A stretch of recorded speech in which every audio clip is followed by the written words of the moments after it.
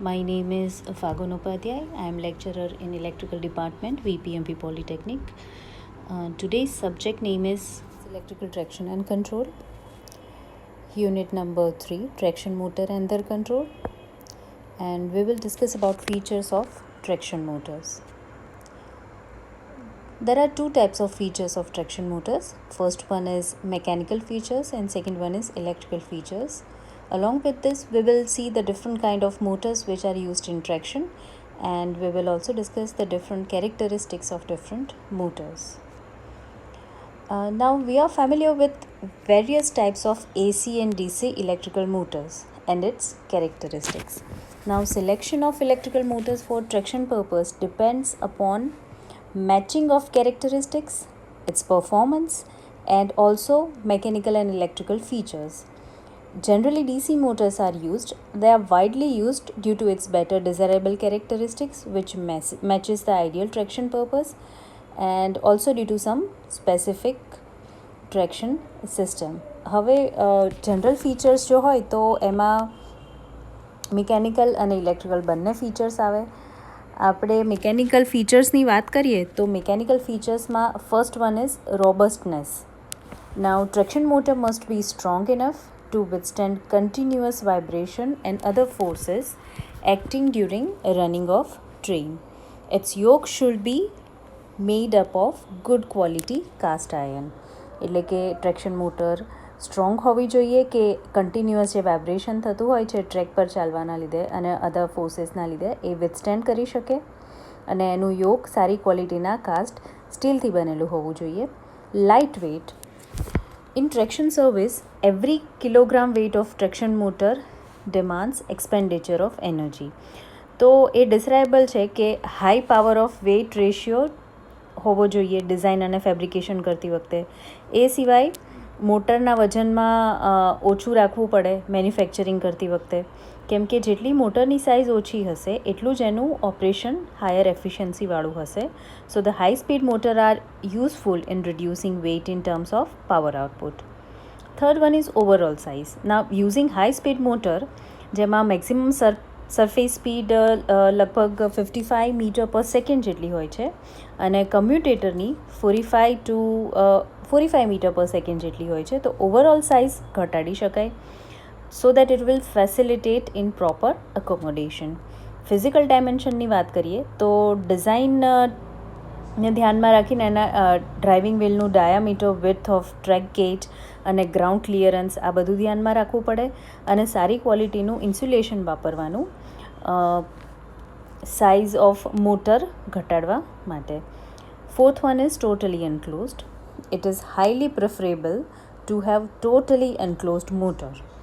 So it will protect itself against dirt, dust, mud and water. So these are the mechanical features. Talking about electrical features, the first one is higher starting torque. Traction motor A capable હોવી જોઈએ કે એ high starting torque develop કરી શકે જ્યારે train start થાય ત્યારે, અને એનું હેવી લોડને એ પ્રોપરલી એક્સેલરેટ કરી શકે મેક્સિમમ સ્પીડ સુધી. Then comes parallel running. Normally traction work એક મોટરથી વધારે યુઝ કરે છે, જેમ કે 2, 4 અથવા 6. તો એ કેરેક્ટરિસ્ટિક્સ એવી હોવી જોઈએ કે they can operate in parallel અને મિકેનિકલી કપલ્ડ, તો ઓલમોસ્ટ લોડ શેર થઈ જાય છે અને લોડ ઓલમોસ્ટ કોન્સ્ટન્ટ થઈ જાય છે. Third one or in this screen second one છે સિમ્પલ અને easy speed control. Traction motor જે હોય એ ફ્રિકવન્ટલી સ્ટાર્ટ અને સ્ટોપ થતી હોય છે, તો એ starting and stopping should be easy, it should be simple and it should be economical. Overload capacity. Traction motor capable હોવી જોઈએ કે એ ઓવરલોડ વિથસ્ટેન્ડ કરી શકે, and also motor should be capable of taking heavy loads without causing flash over a commutator. Voltage fluctuations. But traction motor should be capable કે એ voltage fluctuation સપ્લાયના હોય તો એ વિથસ્ટેન્ડ કરી શકે વિદાઉટ એફેક્ટિંગ ઇટ્સ નોર્મલ પરફોર્મન્સ. અને normal features હોય છે એ કન્સિડરેબલ voltage fluctuation થાય, heavy inrush current હોય સ્ટાર્ટિંગમાં કે ટેમ્પરરી લોડિંગ ઓફ લાઇન્સ હોય એ વખતે એ વિથસ્ટેન્ડ કરી શકવા જોઈએ. Temporary interruption of supply. તો ટ્રેક્શન મોટર કેપેબલ હોવી જોઈએ કે it can withstand temporary interruption of supply જે ક્રોસિંગ ઓવર વખતે થાય છે ઓર ઓવર સેક્શન ઇન્સ્યુલેટર્સ વખતે થાય છે. પછી આવે છે easy braking control or easy electrical braking. So traction motor should be amenable to ease and simple methods of dynamic or regenerative brakings. Then comes self-relieving properties. Speed torque characteristic હોય છે મોટરનું એ એવું હોવું જોઈએ કે speed May fall with increase in load. તો આ characteristic છે motor self protective થઈ જાય છે હેવી લોડમાં. તો પાવર આઉટપુટ મોટરનો છે it will get proportional to the product of torque and speed. તો એમાં હાઈ એફિશિયન્સીની વાત કરીએ તો ટ્રેક્શન મોટર છે એ હાઈ મિકેનિકલ અને ઇલેક્ટ્રિકલ એફિશિયન્સી હોવી જોઈએ તો એનું પરફોર્મન્સ ઇમ્પ્રૂવ થશે અને રનિંગ કોસ્ટ ઘટી જશે. All right, so this are the different features which are necessary in traction motors. This were the mechanical features and these are the electrical. For electrical traction, different types of motors are used depending upon its suitability for different types of services. A. DC motors. There are of two types, DC series motor and DC shunt motor. B. AC motors. Single phase AC series motor, repulsion motor, linear induction motor and three phase induction motor. Now let us see the suitability of each type of motor for traction purpose. Talking about DC series motor, there are four main electrical characteristics. First one is magnetizing, then torque current, speed current and speed torque. This is the magnetizing characteristics, that is the graph is of armature current versus the flux. Now in case of DC series motor, field વાઇન્ડિંગને આપણે armature સાથે સિરીઝમાં connect કરીએ છીએ તો armature current પણ ફિલ્ડના winding through flow થશે. તો સ્ટાર્ટિંગમાં ફિલ્ડનો ફ્લક્સ છે એ ઇન્ક્રીઝ થશે આર્મેચરના કરંટના ઇન્ક્રીઝની સાથે. જેટલો આર્મેચર કરંટ વધશે એ પ્રમાણે ફ્લક્સ પણ વધી જશે. મેગ્નેટિક સેચ્યુરેશન થઈ ગયા પછી after magnetic saturation flux is not increasing with increase in armature current. બરાબર, સેચ્યુરેશન થઈ જાય છે મેગ્નેટિક એ પછી ફ્લક્સ કરંટ સાથે ઇન્ક્રીઝ નથી થતો અને એ કોન્સ્ટન્ટ રહે છે. આ કેરેક્ટરિસ્ટિક્સનો કર્વ તમે જોઈ શકો છો. Now second curve is for torque current characteristics. The torque which is developed by DC series motor is given by T proportional to Ia phi. Again magnetic saturation વખતે ફ્લક્સ કેટલો બનશે આર્મેચર કરંટ જેટલો, તો torque કેટલો બની જશે armature current into flux. Flux is again equal to armature current, so torque will be proportional to square of armature current. અને એમાં પણ after magnetic saturation flux will not change, torque will be proportional to armature current. You can see the characteristics on the screen. Third characteristics is between speed and armature current. Now speed of DC motor is given by n equal to or n proportional to EB upon phi. B is back EMF divided by flux. Now up to magnetic saturation flux is proportional to armature current. તો speed કેટલી થઈ જશે EB upon ફાઈના બદલે IA એટલે EB upon IA. Therefore DC series મોટરની જે speed છે એ proportional છે એપ્લાઇડ વોલ્ટેજને અને ઇન્વર્સલી પ્રપોર્શનલ છે લોડના કરંટને મેગ્નેટિક સેચ્યુરેશન સુધી. તો આર્મેચર કરંટ હોય છે it has very little effect on speed. You can see on the screen.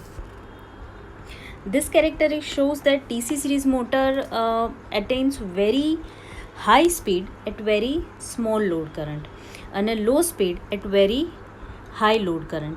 It means કે DC series મોટરને લોડ વગર ચાલુ ના કરવી જોઈએ. At least 15 to 20% of full load apply કરેલો હોવો જોઈએ તો ઇન રશ ઓફ સ્પીડ સ્ટાર્ટિંગમાં ના થાય. Alright, the fourth characteristic is in between speed and torque. Now આગળના જે ત્રણ કેરેક્ટરિસ્ટિક્સ આપણે જોયા એના પરથી આપણે જોઈ શકીએ કે speed torque characteristics for same value of armature current માટે જે ગ્રાફ તમે સ્ક્રીન પર જોઈ શકો છો એવું થાય છે. હવે કેરેક્ટરિસ્ટિક કર્વમાં જોઈએ કે સ્પીડ મોટરની છે એ ડ્રોપ થાય છે ટોર્કના ઇન્ક્રીઝની સાથે. So the product of torque and speed equals horse power of motor જે ઓલમોસ્ટ કોન્સ્ટન્ટ રહેશે અને એના લીધે સેલ્ફ રિલીવિંગ પ્રોપર્ટી મળે છે જે પેરેલલ ઓપરેશન કરવું હોય મોટરનું ત્યારે યુઝફુલ થાય છે. So this are the 4 characteristics of DC series motor. Now here you can see top speed characteristics of AC series motor. આગળ જે આપણે ચાર જોઈ એ હતી DC સિરીઝ મોટરની કેરેક્ટરિસ્ટિક્સ. DC શન્ટ મોટરની જો વાત કરીએ તો એમાં ફિલ્ડ વાઇન્ડિંગ પેરેલલમાં કનેક્ટ કરેલું હોય આર્મેચર સાથે, તો ફ્લક્સ પ્રોડ્યુસ થાય છે એ કોન્સ્ટન્ટ હોય છે અને સ્પીડ પણ ઓલમોસ્ટ કોન્સ્ટન્ટ બને છે. સ્પીડ ટોર્ક અને સ્પીડ આર્મેચર કરંટ કેરેક્ટરિસ્ટિક જે હોય શન્ટ મોટરની એ ફ્લેટ હોય છે અને ફિલ્ડ ફ્લક્સ છે એ અપ્લાઇડ વોલ્ટેજથી એફેક્ટેડ થાય છે. તો વોલ્ટેજ ફ્લક્ચ્યુએશનની ઇફેક્ટ થાય છે મેગ્નિટ્યુડ ઓફ ટોર્ક પર. ટોર્કનો જે મેગ્નિટ્યુડ છે એના પર વોલ્ટેજ ફ્લક્ચ્યુએશનની અસર થાય છે, જેનાથી શું થશે કે DC શન્ટ મોટર છે એમાં લોડ ઇન્ક્રીઝ થશે તો ડિક્રીઝ ઇન સ્પીડ બહુ ઓછી હશે. Load increases, decrease in speed is very small. તો આ લિટલ ડિક્રીઝ ઓફ સ્પીડ છે, જે થોડી સ્પીડ ઘટે છે એ આર્મેચર રિએક્શનના લીધે છે. ઇનફેક્ટ DC શન્ટ મોટર્સ છે it offers almost constant speed, એટલા માટે એ ટ્રેક્શન સિસ્ટમ માટે સ્યુટેબલ નથી. હવે વાત કરીએ AC સિરીઝ મોટરની. તો AC સિરીઝ મોટરની કેરેક્ટરિસ્ટિક્સ તમે સ્ક્રીન પર જોઈ શકો છો. આ કેરેક્ટરિસ્ટિક છે સ્પીડ અને ટોર્ક વચ્ચે. નાવ the speed torque characteristics of AC series motor is shown in this figure. અને આપણે કમ્પેર કરીએ જો સ્પીડ ટોર્ક કેરેક્ટરિસ્ટિક્સ DC અને AC સિરીઝ મોટરની, તો એના પરથી એ જાણવા મળશે કે AC સિરીઝ મોટરનો કર્વ સ્ટીપ છે. તો it is suggested that speed of AC series motor for a given developed torque is less than that of DC series motor. So this is how all the characteristics of motor is taken into consideration, which motor is suitable for traction service according to the service which has been provided. Thank you.